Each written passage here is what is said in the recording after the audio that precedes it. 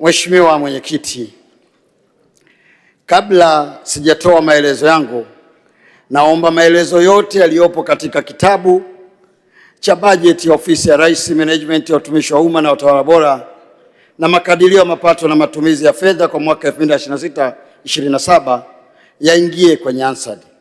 Lakini pili, Mheshimiwa Mwenyekiti, naomba kwa ruksa yako nitoe maelezo machache juu ya mabadiliko ambayo yanafanyika kwa sababu taarifa zilizomo katika ukurasa wa 100 sehemu ya 72 yamejirudia katika ukurasa wa 98 sehemu ya 70.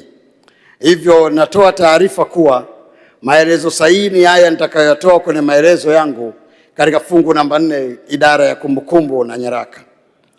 Mheshimiwa Mwenyekiti, kabla sijaanza hotuba yangu, naomba kwanza uniruhusu niendelee kumshukuru Mwenyezi Mungu, lakini pia niwashukuru sana wabunge wenzangu na Watanzania kwa jumla, bila kusahau kwamba wao katika siku ya jana, Mheshimiwa Mwenyekiti, ambayo ilikuwa ni siku yangu ya kuzaliwa, wamenitumia salamu nyingi sana, na binafsi yangu nafarijika, na niendelea kuwaomba tuendelee kuombeana dua katika kutekeleza haya, na mimi pia namuomba Mwenyezi Mungu asinipe kiburi katika neema anazonijalia.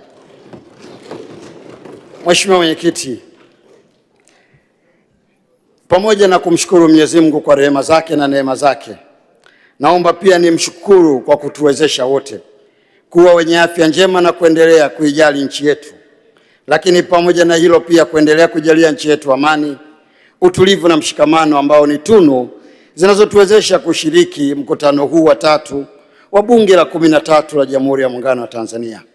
Mheshimiwa Mwenyekiti, kwa upekee naomba kumshukuru kwa dhati yangu Mheshimiwa Rais Dr. Samia Suluhu Hassan, Rais wa Jamhuri ya Muungano wa Tanzania, kwa kuendelea kuniamini ili niendelee kusimamia utumishi wa umma kwa kuzingatia kuwa utumishi wa umma ndio utawala bora, na kwenye sera, sheria, kanuni, taratibu na miongozo mbalimbali ambayo inatufanya sisi tuwepo leo ndiyo ambayo inachangia matokeo chanya tunayaona kwenye nchi yetu.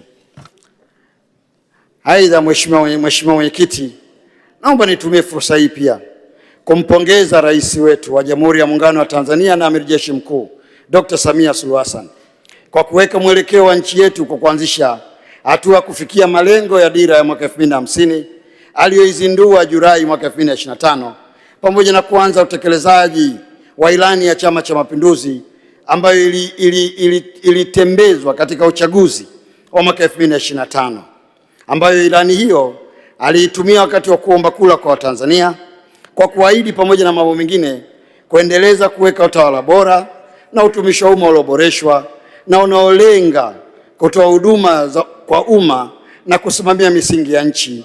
Maboresho makubwa yaliyotekelezwa na management ya utumishi wa umma na utawala bora, ikiwemo haya ya mifumo ya kiutawala na usimamizi wa rasilimali watu kidigitali, ni wazi yanaonyesha nia ya dhati ya Mheshimiwa Rais katika ujenzi wa Tanzania njema.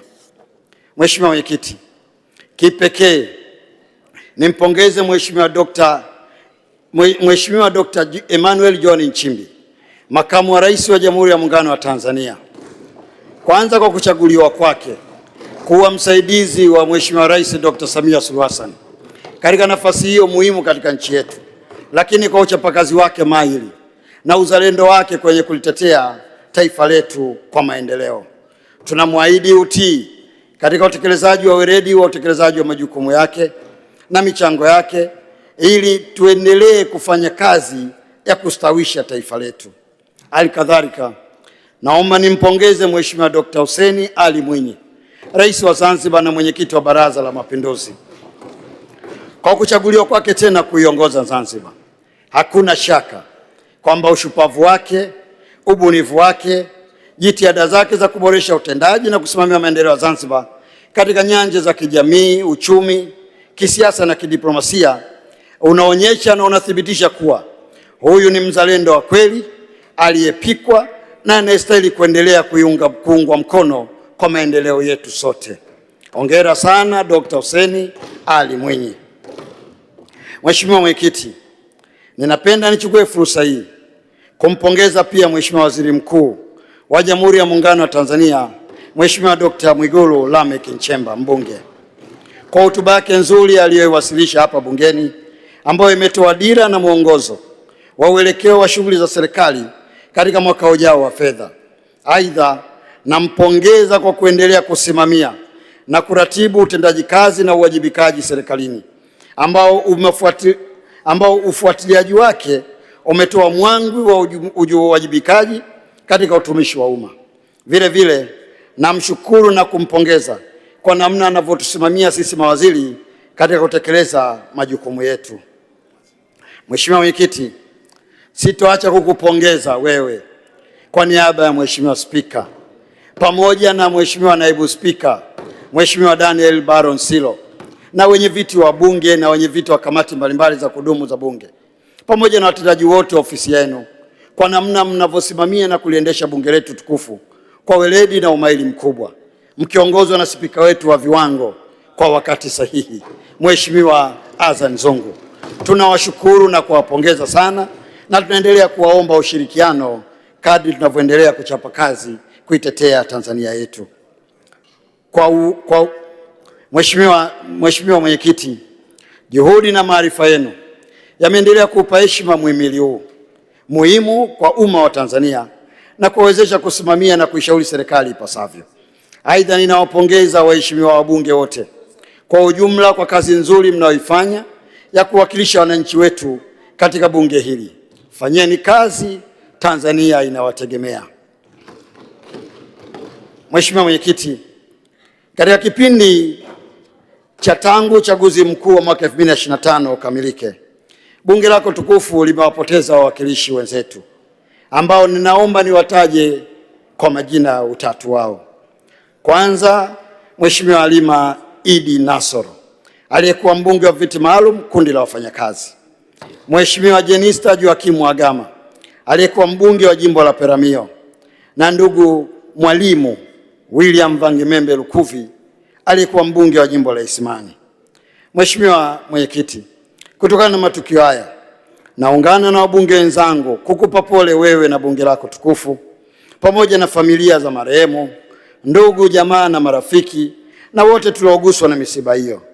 Naomba niwatie moyo na kutoa pole kwa waheshimiwa wabunge na wananchi wote waliofiwa na ndugu na wapenzi wao kutokana na sababu mbalimbali zikiwemo za maradhi, ajali, majanga na matukio mbalimbali katika nchi yetu. Tunamwomba Mwenyezi Mungu aendelee kuwatia moyo na azilaze roho za marehemu mahali pema peponi. Amin. Mheshimiwa Mwenyekiti, napenda kutoa shukrani zangu za dhati kwa kamati yetu ya Bunge ya Utawala, Katiba na Sheria ikiongozwa na mwenyekiti wetu wakili msomi Dr. Damas Daniel Ndombaro, mwenyekiti mbunge wa jimbo la Songea mjini, pamoja naye Mheshimiwa Edwin Enos Swale, mbunge wa Lupembe, makamu mwenyekiti, na wajumbe wote wa kamati yetu kwa ushirikiano mkubwa, maelekezo na ushauri wanaotupatia wakati wa kupitia taarifa ya utekelezaji wa mipango na bajeti ya mwaka 2025-26 na mapendekezo ya mpango wa utekelezaji wa makadirio ya mapato na matumizi ya fedha kwa mwaka wa fedha 2026-2027. Napenda kulihakikishia bunge lako tukufu kwamba maoni, ushauri na mapendekezo yaliyotolewa na kamati yamezingatiwa katika bajeti hii. Mheshimiwa Spika, siwezi kuhitimisha salamu hizi za shukrani bila kumshukuru naibu waziri wetu wa ofisi ya Rais, Management ya Watumishi wa Umma na Watawala Bora, Mheshimiwa Regina Ndege Kwarai, mbunge, kwa jinsi anavyonisaidia kwa karibu katika utekelezaji wa majukumu ya ofisi yetu. Kwa hakika uhodari wake na umakini wake katika utekelezaji wa kazi unamfanya naibu huyu kuwa wa kipekee. Ninakushukuru naibu waziri wangu, umefanya kazi yangu ya usimamizi na kuongoza wizara yetu kuwa nyepesi sana. Bungeni umejibu maswali kifasaha na ufahamu wako juu ya kazi zetu za wizara unakufanya wewe kuwa naibu waziri wa mfano wa kuigwa. Ninakushukuru sana naibu, na ninakutakia kila laheri katika kutekeleza majibu yako. Mheshimiwa Mwenyekiti, naomba nitumie nafasi hii kumshukuru pia Balozi Dr. Moses Kusiluka, Katibu Mkuu Kiongozi, pamoja naye Na washukuru makatibu wakuu Bwana Mululi Maendeka, Katibu Mkuu Ofisi ya Rais Ikulu, Juma Mkomi, Katibu Mkuu Ofisi ya Rais Management ya Utumishi wa Umma na Utawala Bora. Aidha, pamoja naye Bwana Xavier Daudi, Naibu Katibu Mkuu Ofisi ya Rais Management ya Utumishi wa Umma na Utawala Bora, kwa kazi nzuri wanaoifanya. Utendaji wao, msaada wao ndio unaotupa heshima ofisi yetu. Hivyo ninawashukuruni sana na tuendelee kuchapa kazi kwa manufaa ya taifa letu. Mheshimiwa Spika, vile vile naomba kuwashukuru makamishna, watendaji wakuu wa taasisi, wakurugenzi, watumishi wote wa Ofisi ya Rais Ikulu na Ofisi ya Rais Management ya Utumishi wa Umma na Utawala Bora kwa kazi nzuri wanazozifanya katika kutekeleza majukumu yanayoiwezesha ofisi yetu kufikia malengo yake, ikiwa pamoja na kukamilika kwa hotuba hii kwa wakati. Aidha, napenda kuwashukuru waajiri na watumishi wote wa umma kwa kutekeleza wajibu wao kwa ufanisi, uzalendo pamoja na imani kubwa kwa uongozi wa serikali ya awamu ya sita. Utendaji wao umeiwezesha serikali kutekeleza majukumu haya kuwahudumia wananchi kwa ufasaha na umakini mkubwa sana.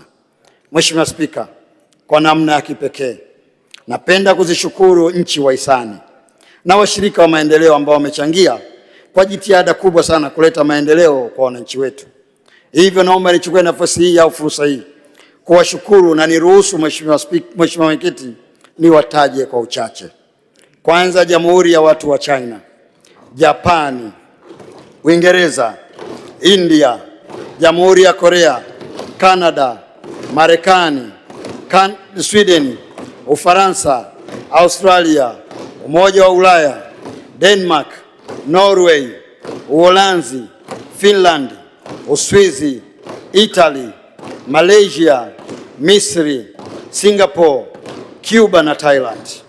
Vile vile naomba niyashukuru mashirika ya maendeleo ya kimataifa ambayo hapa nazungumzia Benki ya Maendeleo ya Afrika, Benki ya Dunia, Umoja wa Afrika, SADC, OFID OPEC Fund for International Development, FCDO, COICA, GIZ, USAID, Indian Ocean Rim Association, East Africa Community, Lake Victoria Basin Commission, SIDA, UNDP, Jumuiya ya Madola, DANIDA, JICA, UNICEF, ILO, WFP, UN Women na mfuko wa fedha za kimataifa yani IMF. Mheshimiwa Mwenyekiti, naomba nimalize salamu za shukurani katika utangulizi kwa umuhimu wa kipekee kabisa kuwashukuru wananchi wenzangu wa jimbo la Chalinze kwa kuendelea kuwa na imani nami na kunipa ushirikiano wakati wa utekelezaji wa majukumu yangu. Ninawashukuru sana na ninapenda kuwaahidi tena, miaka mitano hii ni miaka ya neema tele. Aidha, naomba nitumie nafasi hii kuishukuru familia yangu ikiongozwa na mke wangu Arafa, Mama Aziza, na watoto wangu kwa kunipa ushirikiano, kuniombea na kuwa wavumilivu katika kipindi chote ninapokuwa mbali nao katika kutekeleza majukumu yangu kitaifa. Ninawapenda na ninawapenda tena. Mheshimiwa Mwenyekiti, baada ya maelezo hayo ya tangulizi, sasa naomba ruksa yako kuwasilisha utekelezaji wa mpango wa bajeti ya Ofisi ya Rais, Management ya Utumishi wa Umma na Utawala Bora kwa mwaka wa fedha 2025/26 na makadirio ya mapato na matumizi kwa mwaka wa fedha 2026/27. Mheshimiwa Mwenyekiti, Ofisi ya Rais, Management ya Utumishi wa Umma na Utawala Bora ina mafungu 7 ya kibajeti kama nilivyotaja hapo awali. Fungu la kwanza, Ofisi ya Rais, Ikulu na taasisi zake. Mheshimiwa Mwenyekiti, mwaka wa fedha 2025/26 fungu namba 20 Ofisi ya Rais Ikulu iliidhinishiwa jumla ya shilingi bilioni 34,804,735 kwa ajili ya matumizi ya kawaida. Hadi kufikia Machi mwaka 2026, jumla ya shilingi bilioni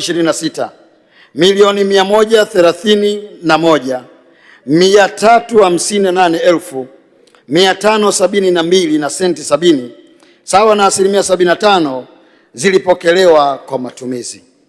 Mheshimiwa Mwenyekiti, katika utekelezaji wa majukumu ya mwaka 2025/26, fungu 30 Ofisi ya Rais, Sekretarieti ya Baraza la Mawaziri inayojumuisha taasisi zilizo chini ya Ikulu iliidhinishiwa jumla ya shilingi trilioni 1 bilioni 197 milioni 312 759 elfu. Mheshimiwa Mwenyekiti, nasoma taratibu haya mafungu ya fedha ili nisije nikavuruga mambo, maana wanasheria sisi kidogo namba wakati mwingine zinaleta tatizo. Kati ya fedha hizo shilingi trilioni 1 bilioni 39 milioni 839 675 elfu sawa na 86.74 ni kwa ajili ya matumizi ya kawaida, na shilingi bilioni 157 bilioni 157 milioni 473 84 elfu sawa na 13.26 ni kwa ajili ya miradi ya maendeleo. Mheshimiwa Mwenyekiti, hadi kufika Machi 2026 shilingi bilioni 854 milioni 951 739 elfu 283 elfu senti 67. Mheshimiwa Mwenyekiti, naomba nirudie tena, bilioni 854 milioni 951 739 elfu 283 na senti 67 sawa na 71.41 zilipokelewa na kutumika, ambapo shilingi bilioni 773 197 434 elfu 626 ni matumizi ya kawaida, na shilingi bilioni 81 milioni 100 milioni 754 304 elfu 657 na senti 67 ni kwa ajili ya miradi ya maendeleo. Mheshimiwa Mwenyekiti, katika kipindi cha kuanzia Julai 2025 hadi Machi 2026, Ofisi ya Rais Ikulu ilitekeleza shughuli kama zilivyoonyeshwa kwenye kitabu cha hotuba ya bajeti ukurasa wa 11 hadi ukurasa wa 42. Inahusiana na taasisi zifuatazo: Ofisi ya Rais Ikulu, Taasisi ya Kuzuia na Kupambana na Rushwa TAKUKURU, Mfuko wa Maendeleo ya Jamii TASAFU, Mamlaka ya Serikali Mtandao IGA, Taasisi ya Uongozi, Wakala wa Ndege za Serikali Tanzania, Baraza la Kumshauri Rais kuhusu masuala ya chakula na kilimo. Mheshimiwa Mwenyekiti, fungu namba 33 Ofisi ya Rais, Sekretarieti ya Maadili ya Viongozi wa Umma. Mheshimiwa Mwenyekiti, katika mwaka 2025/26 Sekretarieti ya Maadili ya Viongozi wa Umma iliidhinishiwa jumla ya shilingi bilioni 16 milioni 958 139 elfu. Kati ya fedha hizo shilingi bilioni 13 milioni 958 139 elfu sawa na 82.31 ilikuwa ni kwa ajili ya matumizi ya kawaida, na shilingi bilioni 3 kwa ajili ya miradi ya maendeleo sawa na 17.69. Mheshimiwa Spika, hadi kufika Machi 2026 fedha kiasi cha shilingi bilioni 10 milioni 817 581 elfu 564 na senti 81 sawa na 63.79 ya bajeti iliyoidhinishwa kilipokelewa na kutumika. Kati ya fedha hizo shilingi bilioni 10 milioni 439 378 elfu 502 na senti 81 ni kwa ajili ya matumizi ya kawaida, na shilingi milioni 378 203 elfu na 62 ni kwa ajili ya miradi ya maendeleo. Mheshimiwa Mwenyekiti, katika mwaka 2025/26 Sekretarieti ya Maadili ya Viongozi wa Umma ilitekeleza shughuli zake kama ilivyoainishwa kwenye kitabu cha hotuba ya bajeti ukurasa 43 hadi ukurasa 46. Fungu namba 32, Ofisi ya Rais, Management ya Utumishi wa Umma na Utawala Bora. Mheshimiwa Mwenyekiti, katika mwaka wa fedha 2025/26 fungu 32 linalojumuisha Ofisi ya Rais, Management ya Utumishi wa Umma na Utawala Bora, Chuo cha Utumishi wa Umma Tanzania yaani TPSC na Watumishi Housing Investment ilitengewa jumla ya shilingi bilioni 74,842,329,000. Kati ya fedha hizo shilingi bilioni 55 na milioni 86,788,000 sawa na asilimia 73.60 ni kwa ajili ya matumizi ya kawaida na bilioni 19,755,541,000 sawa na asilimia 26.40 ni kwa ajili ya miradi ya maendeleo. Mheshimiwa Mwenyekiti, hadi kufika Machi 2026 kiasi cha shilingi bilioni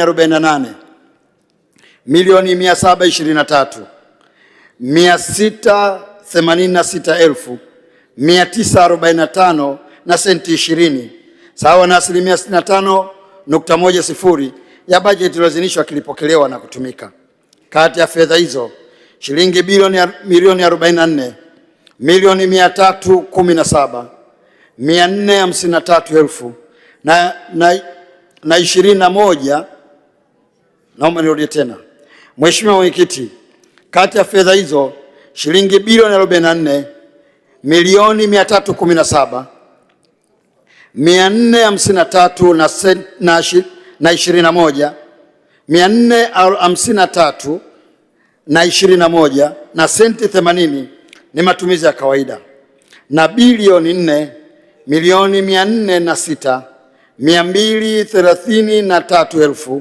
4,406,233,323 na senti 40 ni kwa ajili ya miradi ya maendeleo.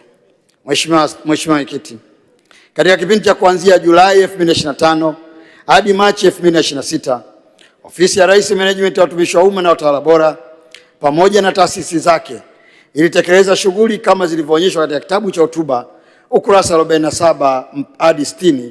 Ilionyesha katika taasisi zifuatazo: Chuo cha Utumishi wa Umma Tanzania pamoja na Watumishi Housing Investment. Mheshimiwa Mwenyekiti, fungu namba 67, Ofisi ya Rais, Sekretarieti ya Ajira katika Utumishi wa Umma. Katika mwaka wa fedha 2025/26 Ofisi ya Rais, Sekretarieti ya Ajira katika Utumishi wa Umma fungu 67 ilitengewa jumla ya shilingi bilioni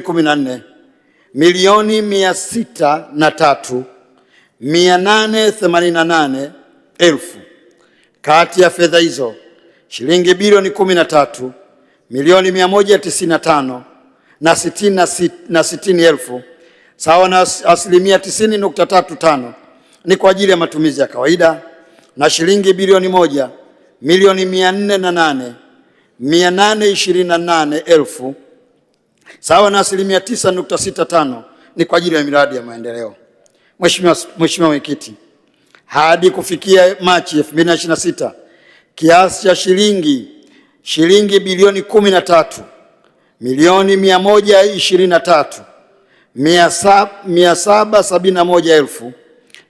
13,123,771,209 na senti 33 sawa na asilimia 89.86 ya bajeti iliyoidhinishwa kilipokelewa.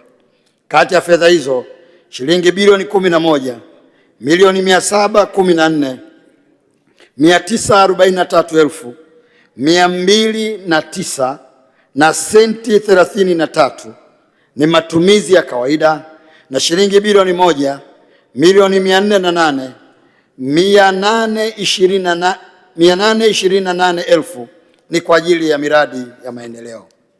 Katika kipindi hicho kiasi cha shilingi bilioni 12,425,831,209 na senti 33 sawa na asilimia 94.68 ya fedha zilipokelewa na kilitumika, ambapo kiasi cha shilingi bilioni 11,714,943,209 na senti 33 ni matumizi ya kawaida na shilingi milioni 710,888,000 ni kwa ajili ya miradi ya maendeleo. Mheshimiwa Mwenyekiti, katika kipindi hicho Ofisi ya Rais Sekretarieti ya Ajira katika Utumishi wa Umma ilitekeleza shughuli zake kama zilivyoonyeshwa katika kitabu cha hotuba kuanzia ukurasa wa 61 hadi ukurasa wa 64. Mheshimiwa Mwenyekiti, fungu namba 94 Ofisi ya Rais, Tume ya Utumishi wa Umma. Mheshimiwa Mwenyekiti, katika mwaka wa fedha 2025/26 Ofisi ya Rais, Tume ya Utumishi wa Umma, fungu namba 94 ilitengewa shilingi bilioni 9,677,775,000. Kati ya fedha hizo shilingi bilioni 9,177,599,000 sawa na asilimia 94.83 ni kwa ajili ya matumizi ya kawaida na shilingi milioni 176,000 sawa na asilimia 5.17 ni kwa ajili ya miradi ya maendeleo. Mheshimiwa Spika, hadi kufika Machi 2026 kiasi cha shilingi bilioni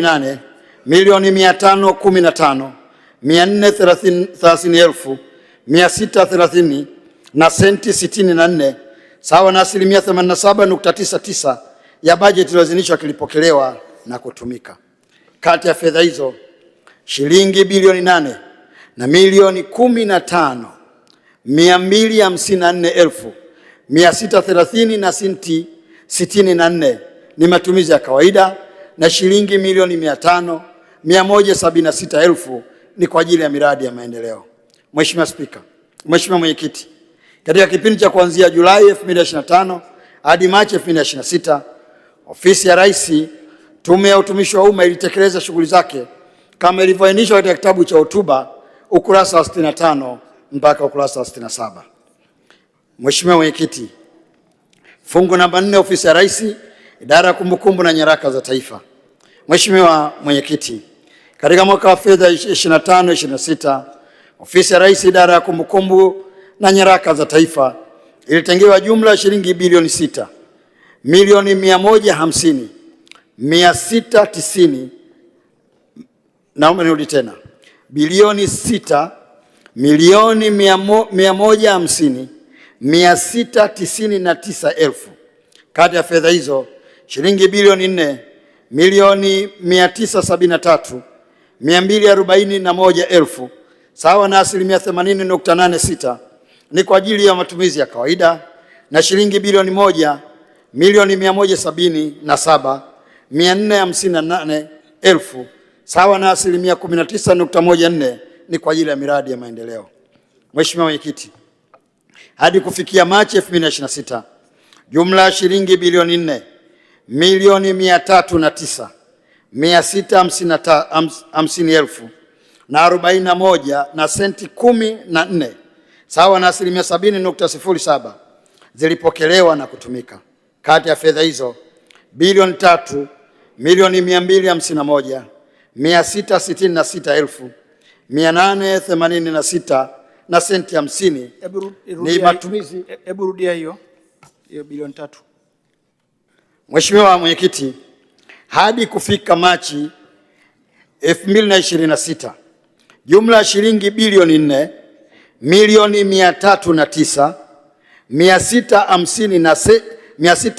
4,309,650,41 na senti 14 sawa na asilimia 70.07 zilipokelewa na kutumika. Kati ya fedha hizo shilingi bilioni 3,251,666,836 na senti 50 ni fedha kwa matumizi ya kawaida na shilingi bilioni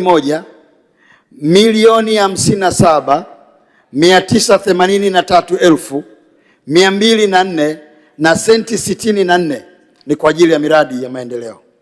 Mheshimiwa Mwenyekiti, katika kipindi cha kuanzia Julai 2025 hadi Machi 2026 Idara ya Kumbukumbu na Nyaraka ilitekeleza shughuli zake kama zilivyoainishwa katika kitabu cha hotuba ya bajeti ukurasa 68 mpaka 71. Mheshimiwa Mwenyekiti, Sasa naomba kuingia katika mpango wa utekelezaji wa mwaka 2026/27 na masuala muhimu ya kuzingatiwa. Mheshimiwa Mwenyekiti, Ofisi ya Rais, Ikulu na taasisi zake. Mheshimiwa Mwenyekiti, katika mwaka 2026/27 Ofisi ya Rais, Ikulu imepanga kutekeleza majukumu yake kama ifuatavyo. Mosi, kuendelea kutoa ushauri kwa Rais wa Jamhuri ya Muungano wa Tanzania katika masuala ya siasa, uchumi, jamii, sheria, diplomasia, mawasiliano na habari, uhusiano wa kikanda, kimataifa na ushauri mwingine kwa lengo la kumsaidia Rais kufanya maamuzi. Pili, kuratibu na kuandaa na kushiriki mikutano 35 ya sekretarieti ya Baraza la Mawaziri, mikutano 20 ya kamati maalum ya makatibu wakuu na mikutano 15 ya Baraza la Mawaziri. Taarifa ya kina inapatikana ukurasa wa 72 hadi 74 wa kitabu cha hotuba ya bajeti. Mheshimiwa Mwenyekiti, Taasisi ya Kuzuia na Kupambana na Rushwa TAKUKURU. Mheshimiwa Mwenyekiti, katika mwaka wa fedha 2026/27 TAKUKURU imepanga kutekeleza shughuli zifuatazo. Mosi, kuendelea kutekeleza mpango wa TAKUKURU Rafiki ili kushirikisha wadau wengi zaidi katika kuzuia na kupambana na rushwa. Pili, kufanya utafiti na uchambuzi wa mifumo ya kiutendaji na utoaji wa huduma katika ajira, elimu, afya na mifumo ya ukusanyaji wa mapato ya serikali ili kubaini maeneo yenye mianya ya rushwa na kushauri namna ya kuziba mianya hiyo. Tatu, kufanya uchunguzi wa majalada na tuhuma za rushwa yanayoendelea pamoja na tuhuma mpya zinazojitokeza. Taarifa ya kina inapatikana katika ukurasa wa 75 hadi 76 ya kitabu cha hotuba ya bajeti. Mheshimiwa Mwenyekiti, Mfuko wa Maendeleo ya Jamii TASAF. Mheshimiwa Mwenyekiti, katika mwaka 2026/27 TASAF imepanga kufanya mashughuli zifuatazo. Mosi, kukamilisha utambuzi na uandikishaji wa kaya za walengwa zinazokidhi vigezo ili kuingizwa kwenye mpango wa kunusuru kaya maskini awamu ya 3 katika mamlaka ya utekelezaji 100 Tanzania bara na Zanzibar. Pili, kuhawilisha ruzuku ya walengwa 500,000 kwa ruzuku za walengwa kwa kaya za walengwa 500,000 zinazokidhi vigezo katika mpango wa kunusuru kaya maskini awamu ya 3 katika mamlaka ya utekelezaji 100 Tanzania bara na Zanzibar. Mheshimiwa Mwenyekiti, taarifa ya kina inapatikana ukurasa wa 76 hadi 77 ya kitabu cha hotuba ya bajeti. Mamlaka ya serikali mtandao. Mheshimiwa Mwenyekiti, katika mwaka wa fedha 26/27 mamlaka ya serikali mtandao imepanga kutekeleza shughuli zifuatazo. Mosi, kuendelea usimamizi na tathmini hali ya usalama wa mifumo ya miundombinu ya TEHAMA. Hatimaye kushauri maeneo ya kuboresha na kufuatilia utekelezaji wake ili kuhakikisha kuwa mifumo na miundo ya TEHAMA serikalini inafanya kazi ya kutoa huduma kwa taasisi za umma na wananchi wakati wote na kwa ufanisi na usalama wa hali ya juu. Pili, kuunganisha mifumo ya taasisi za serikali. Mifumo ya taasisi za serikali kwenye mifumo unakuwawezesha mifumo ya serikali kuwasiliana na kubadilishana taarifa kupitia Government Enterprise Service Bus, yani GOF-ESB. Mheshimiwa Mwenyekiti, taarifa ya kina inapatikana ukurasa wa 77 hadi ukurasa wa 9 wa kitabu cha hotuba ya bajeti. Mheshimiwa Mwenyekiti, taasisi ya uongozi. Mheshimiwa Mwenyekiti, katika mwaka wa fedha 26/27 taasisi ya uongozi imepanga kutekeleza shughuli zifuatazo. Moja, kutoa mafunzo ya stashahada ya uzamili ya uongozi kwa lengo la kuwajengea uwezo viongozi 40 katika maeneo ya matumizi ya kimkakati, kusimamia rasilimali watu na rasilimali nyinginezo ili kuongeza tija ya utendaji kazi. Pili, kutekeleza programu maalum ya mafunzo ya uongozi kwa lengo la kuwajengea uwezo viongozi wanaochipukia 35 katika maeneo ya maamuzi ya kimkakati, mawasiliano ya kimkakati na uchambuzi wa sera na matumizi ya takwimu. Taarifa ya kina inapatikana kurasa wa 79 hadi 71 hadi 81 wa kitabu cha hotuba ya bajeti. Mheshimiwa Mwenyekiti, wakala wa ndege za serikali. Mheshimiwa Mwenyekiti, katika mwaka wa fedha 26/27 wakala wa ndege za serikali umepanga kutekeleza majukumu yafuatayo: mosi, kutoa huduma za usafiri kwa viongozi wakuu wa kitaifa; pili, kufanya matengenezo ya ndege zinazotoa huduma kwa viongozi wakuu wa kitaifa; tatu, kulipia gharama za bima za ndege na za wanaanga. Taarifa ya kina inapatikana ukurasa wa 82 wa kitabu cha hotuba ya bajeti. Mheshimiwa Mwenyekiti, Baraza la kumshauri Rais kuhusu masuala ya chakula na kilimo. Mheshimiwa Mwenyekiti, mwaka 2026/27 Baraza la kumshauri Rais katika masuala ya chakula na kilimo, yaani Presidential Food and Agriculture Delivery Council, limepanga kutekeleza shughuli zifuatazo: mosi, kushauri kuhusu mikakati ya kuongeza ushiriki wa vijana katika kilimo; pili, kushauri kuhusu mikakati ya ubia kati ya sekta ya umma na sekta binafsi katika mnyororo wa thamani ya mazao ya kipaumbele. Mheshimiwa Mwenyekiti, taarifa ya kina inapatikana ukurasa wa 82 hadi 83 wa kitabu cha hotuba ya bajeti. Mheshimiwa Mwenyekiti, katika mwaka 2026/27 Ofisi ya Rais Ikulu fungu namba 20 inaomba kuidhinishiwa kiasi cha shilingi bilioni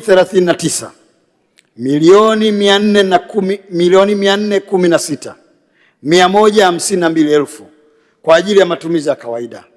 Aidha, Ofisi ya Rais na Sekretarieti ya Baraza la Mawaziri fungu namba 30 inaomba kuidhinishiwa kiasi cha shilingi trilioni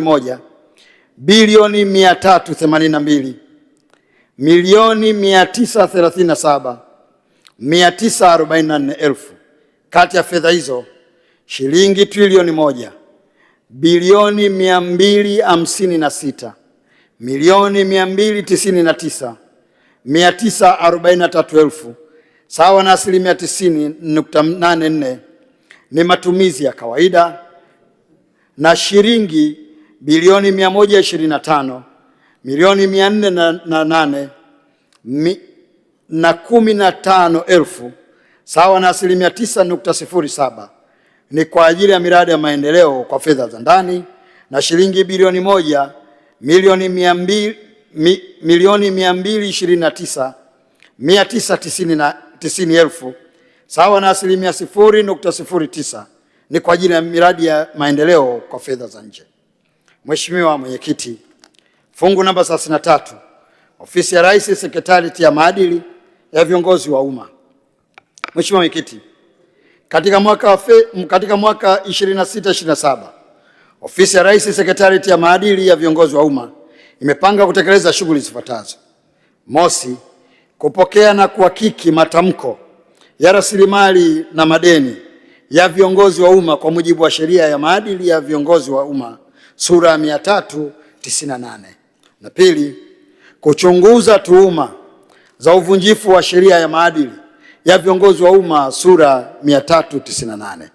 Taarifa ya kina inapatikana ukurasa wa 84 hadi 85 kitabu cha hotuba ya bajeti. Mheshimiwa Mwenyekiti, katika mwaka 2026/27 Ofisi ya Rais, Sekretarieti ya Maadili ya Umma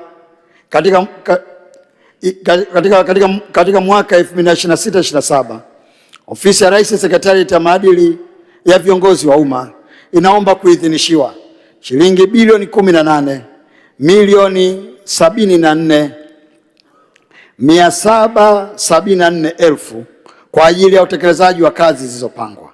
Kati ya fedha hizo, shilingi bilioni 15 na milioni 74,774,000 sawa na 83.40% ni kwa ajili ya matumizi ya kawaida, na shilingi bilioni 3 sawa na 16.60% ni kwa ajili ya matumizi ya miradi ya maendeleo. Fungu 32 Ofisi ya Rais, Management ya Utumishi wa Umma na Utawala Bora na taasisi zake. Mheshimiwa Mwenyekiti, katika mwaka 2026/27 Ofisi ya Rais, Management ya Utumishi wa Umma imepanga kutekeleza majukumu yafuatayo. Mosi, kushughulikia vibali vya nafasi za ajira 1045 za ajira mpya kwa ajili ya kujaza nafasi zilizoidhinishwa katika ikama ya taasisi za umma. Pili, kuhakiki na kuidhinisha madai ya malimbikizo ya mishahara ya watumishi wa umma katika taasisi 425. Tatu, kufanya uhakiki wa watumishi na kusafisha taarifa zao za kitumishi na mishahara, yaani staff audit, inspection and data cleaning katika taasisi 127 zilizotumia mifumo ya taarifa ya kitumishi na mishahara, yaani watumishi. 4, kutoa vibali vya ajira mbadala vya watumishi 7124 wa kada mbalimbali. 5, kuidhinisha maombi ya malimbikizo ya mishahara kwa watumishi waliokoma utumishi kutoka kwa waajiri 200. 6, kuanza utekelezaji wa programu ya maboresho ya mfumo wa utumishi wa umma yenye mlengo wa kuangalia wananchi. Programu hii itagharamiwa na fedha za ndani na nje kupitia Benki ya Dunia. 7, kutoa huduma kwa viongozi wa kitaifa wastaafu 21, viongozi 10 na wajane 11 kwa mujibu wa sheria. Taarifa ya kina inapatikana ukurasa wa 86 hadi 91 wa kitabu cha hotuba ya bajeti. Chuo cha Utumishi wa Umma, yaani TPSC. Mheshimiwa Mwenyekiti, katika mwaka 26-27 Chuo cha Utumishi wa Umma kimepanga kutekeleza majukumu yafuatayo. Mosi, kuendeleza na kuboresha programu mpya 15 za mafunzo katika uongozi, usimamizi na utawala ili kuwajengea uwezo watumishi wa umma katika utendaji wa kazi na kutoa huduma bora kwa wananchi. Pili, kutoa mafunzo ya kujiandaa kufanya mtihani wa utumishi wa umma kwa watumishi 10,000 ili kuwajengea uwezo wa utendaji kazi na kutoa huduma bora kwa wananchi. Tatu, kufanya utafiti tumizi 14 na machapisho 20 katika maeneo ya utumishi wa umma yanayolenga kuboresha utoaji huduma kwa wananchi. Taarifa ya kina inapatikana ukurasa wa 91 hadi 93 wa kitabu cha hotuba ya bajeti. Watumishi housing investment. Mheshimiwa Mwenyekiti, katika mwaka 2026-27 Watumishi housing investment imepanga kutekeleza majukumu yafuatayo. Mosi, mradi wa makazi ya watumishi wa umma wilayani. Serikali inaendelea kukamilisha ujenzi wa nyumba 78 ambapo nyumba 33 za watumishi wa afya na nyumba 45 za watumishi sekta ya elimu. Pili, kuanza ujenzi wa nyumba 132 za watumishi wa umma wilayani. Mheshimiwa Mwenyekiti, naomba kurudia. Watumishi housing investment inaenda kuanza ujenzi wa nyumba mpya 132 za watumishi wa umma wilayani. Tatu, kukamilisha ujenzi wa nyumba 66 na kuanza ujenzi wa nyumba 82 za mradi wa ghorofa kisasa Hilltop Njerengwa Dodoma. Taarifa ya kina inapatikana ukurasa wa 93 hadi 94 wa kitabu cha hotuba ya bajeti. Mheshimiwa Mwenyekiti, katika mwaka wa fedha 26-27 fungu 32 Ofisi ya Rais, Management ya Watumishi wa Umma na Utawala Bora inaomba kuidhinishiwa kiasi cha shilingi bilioni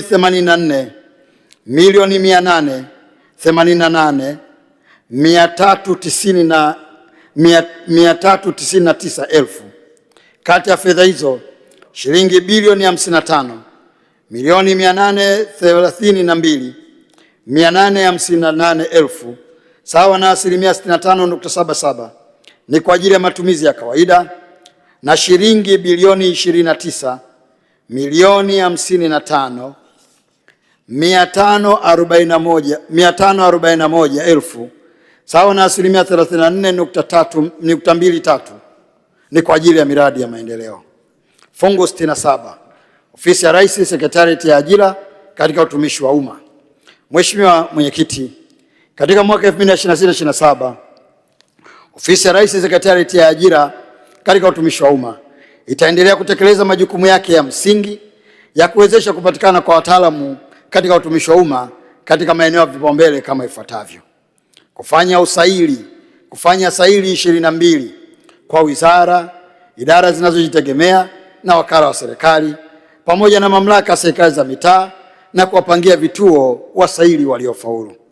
Pili, kusimamia saili 14 zilizokasimiwa kwa vyuo vikuu vya umma, saili 10 kwa mamlaka ya serikali za mitaa. Tatu, kuanzisha ofisi ya kanda 7 pamoja na kuwapatia watumishi vitendea kazi na mafunzo ili kuboresha utekelezaji wa majukumu. 4, kusimamia usaili wa kuandika kwa kada 600 na usaili wa vitendo kwa kada ya 250. 5, kuwezesha mafunzo elekezi kwa waajiri 100 kuhusu mfumo wa kupima haiba na tabia, yani psychometric test system, kwa wasailiwa pamoja na watumishi pamoja na mafunzo kwa watumishi 146 wa Sekretarieti ya Ajira kuhusu mifumo mipya ya tehama iliyojengwa. Taarifa ya kina inapatikana ukurasa wa 95 hadi 96 wa kitabu cha hotuba ya bajeti. Mheshimiwa Mwenyekiti, katika mwaka wa fedha 26/27 Ofisi ya Rais Sekretarieti ya Ajira katika Utumishi wa Umma fungu 67 inaomba kuidhinishiwa jumla ya shilingi bilioni 19,292,567,000. Kati ya fedha hizo shilingi bilioni 17,883,739,000 sawa na 92.70 ni kwa ajili ya matumizi ya kawaida na shilingi bilioni 1,408,828,000 sawa na 7.30 ni kwa ajili ya miradi ya maendeleo. Mheshimiwa Mwenyekiti, Ofisi ya Rais, Tume ya Utumishi wa Umma fungu namba 94. Mheshimiwa Mwenyekiti, katika mwaka wa fedha 2026/27 Tume ya Utumishi wa Umma itatekeleza shughuli zifuatazo: mosi, kufanya mikutano 4 ya tume ya kisheria inayojadili na kutolea uamuzi rufaa, malalamiko na taarifa za masuala ya kiutumishi pamoja na masuala mengineyo ya kiutumishi kadri itakavyokuwa imepelekewa. 2, kufanya ukaguzi wa kawaida katika taasisi za umma 300 na ukaguzi maalum katika taasisi za umma 10 kuangalia uzingatiaji wa sheria, kanuni, taratibu na miongozo ya wasimamizi wa rasilimali watu katika utumishi wa umma. Taarifa ya kina inapatikana ukurasa wa 97-98 wa kitabu cha hotuba ya bajeti. Mheshimiwa Mwenyekiti, katika mwaka 2026/27 Ofisi ya Rais, Tume ya Utumishi wa Umma fungu 94 inaomba kuidhinishiwa kiasi cha shilingi bilioni 12,855,079 ili kutekeleza shughuli zilizotajwa hapo juu. Kati ya fedha hizo shilingi bilioni 12,303,903,000 sawa na 96.11 ni kwa ajili ya matumizi ya kawaida na shilingi milioni 176,000 sawa na 3.89 ni kwa ajili ya miradi ya maendeleo.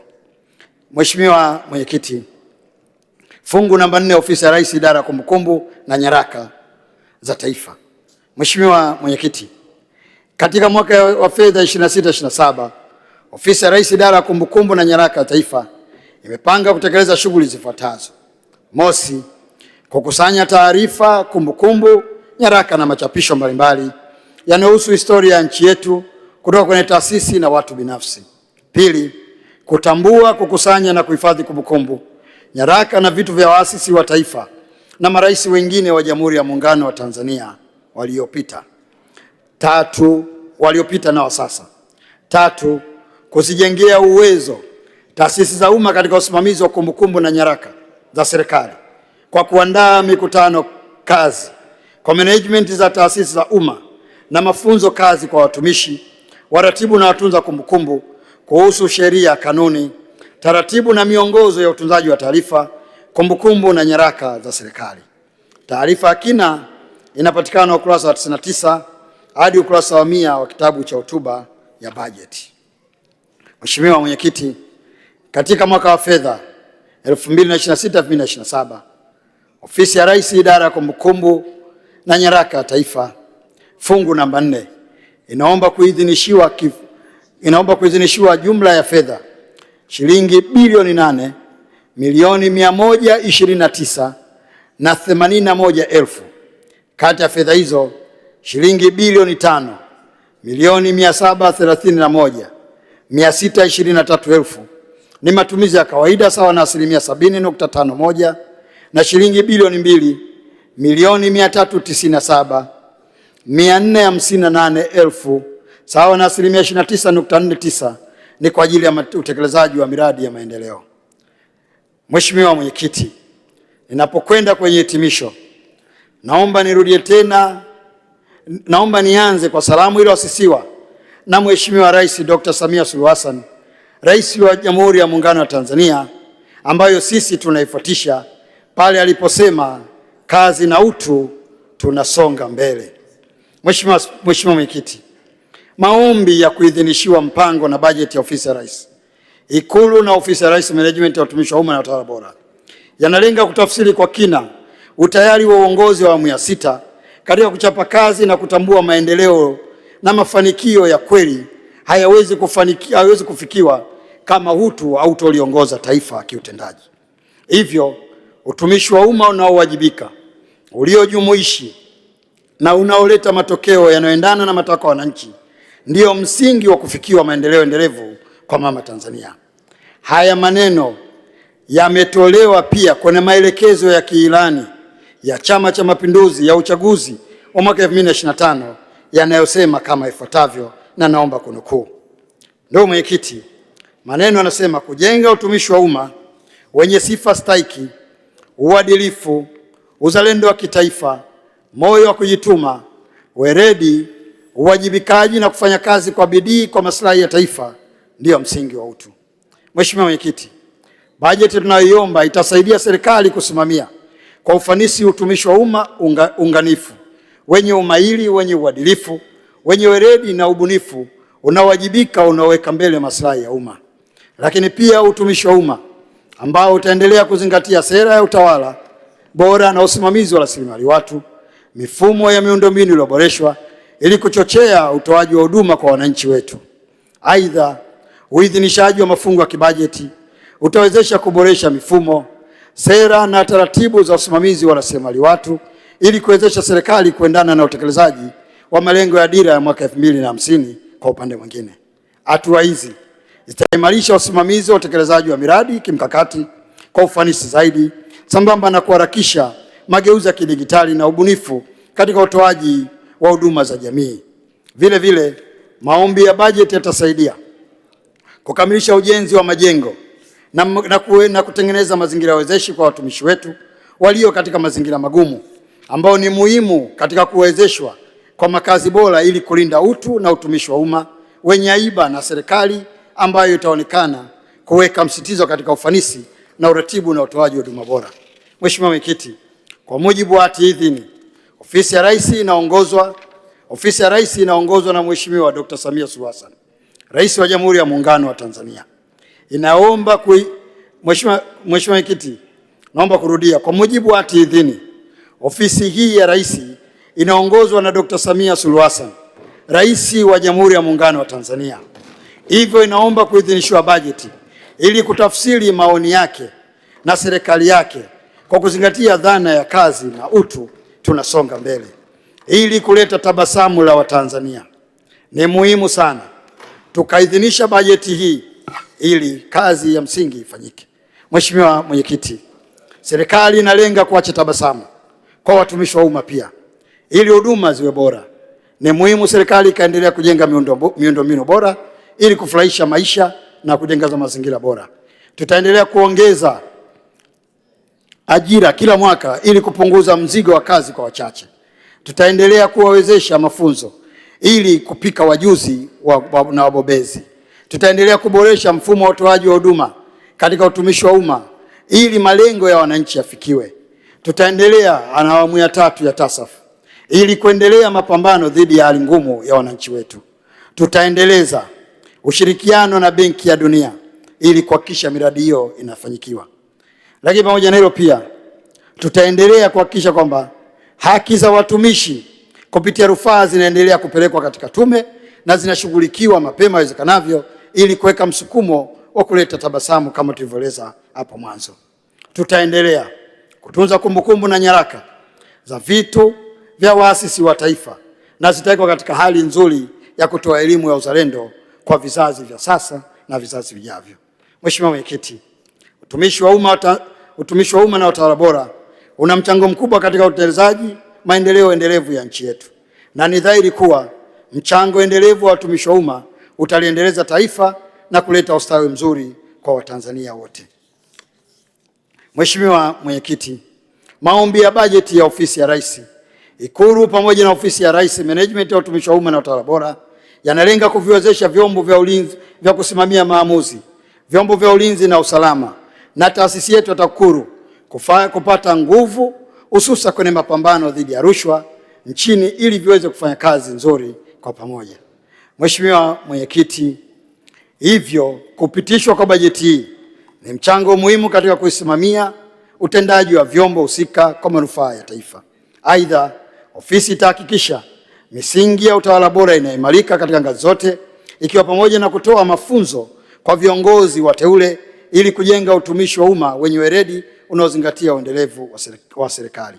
Mheshimiwa Mwenyekiti, kwa mujibu wa hati idhini, ninawajibika kuwasilisha mapitio ya utekelezaji wa mipango ya bajeti na Ofisi ya Rais, Ofisi ya Rais Sekretarieti ya maadili ya viongozi wa umma, Ofisi ya Rais Management ya utawala bora, utumishi na utawala bora, Ofisi ya Rais Sekretarieti ya ajira katika utumishi wa umma, Ofisi ya Rais Tume ya utumishi wa umma, Ofisi ya Rais kumbukumbu na nyaraka za taifa.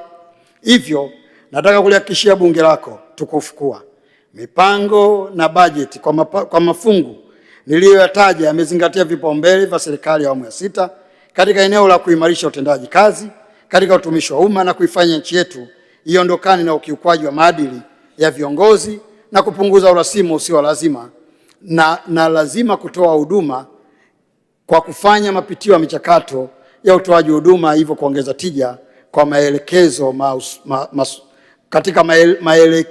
katika kutekeleza masuala yenye maslahi mapana ya taifa letu.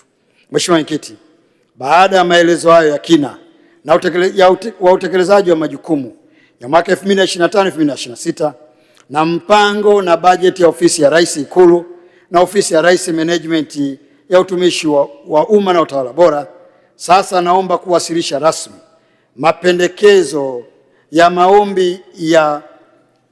maombi kwa mwaka 2026-2027 kwa muktasari kama ifuatavyo. Mheshimiwa Mwenyekiti, fungu namba 20 Ofisi ya Rais Ikulu, matumizi ya kawaida shilingi bilioni 39,416,152,000. Jumla ndogo bilioni 39,416,152,000. Fungu namba 30 matumizi ya kawaida trilioni 1,256,299,943. Matumizi ya miradi ya maendeleo bilioni 126,638,500. Jumla ndogo trilioni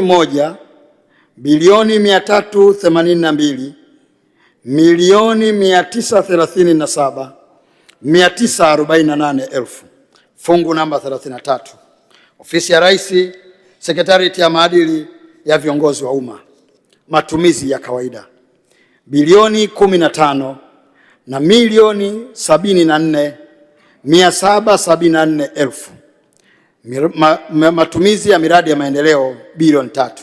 Jumla ndogo bilioni 18,74,774,000.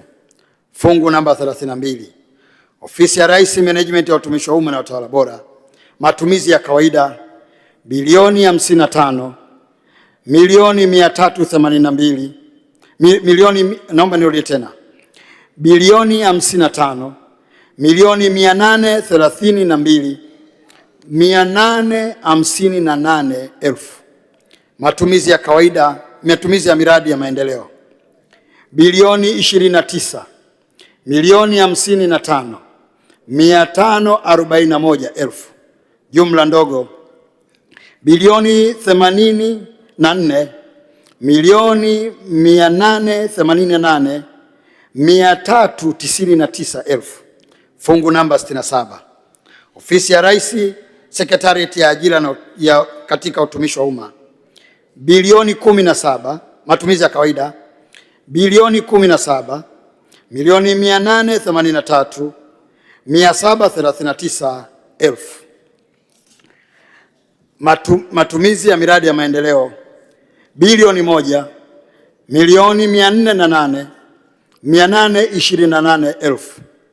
Jumla ndogo bilioni 19 milioni 292 567 elfu. Fungu namba 94, Ofisi ya Rais, Tume ya Utumishi wa Umma, matumizi ya kawaida bilioni 12 milioni 354 903 elfu. Matumizi ya miradi ya maendeleo milioni 500 176 elfu.